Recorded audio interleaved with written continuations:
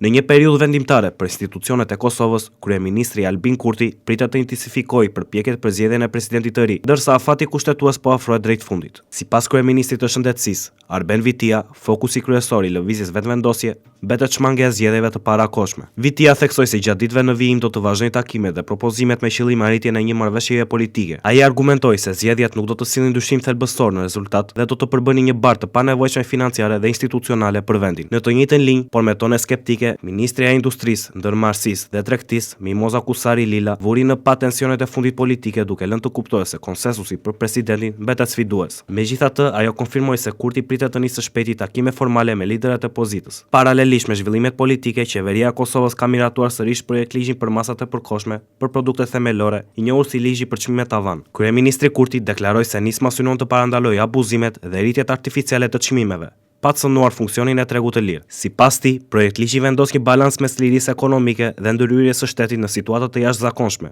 duke garantuar furnizim të qëndrueshëm dhe çmime të përballueshme për qytetarët. Ai shtoi se masat e propozuara do të mundësojnë reagim të shpejtë institucional në rast të destabilizimit të tregut. Kujtojmë se ky ligj ishte miratuar më herët nga Kuvendi, por ishte rrëzuar nga gjykata kushtetuese pas ankesave të opozitës, e cila e konsideroi atë në kundërshtim me parimet kushtetuese.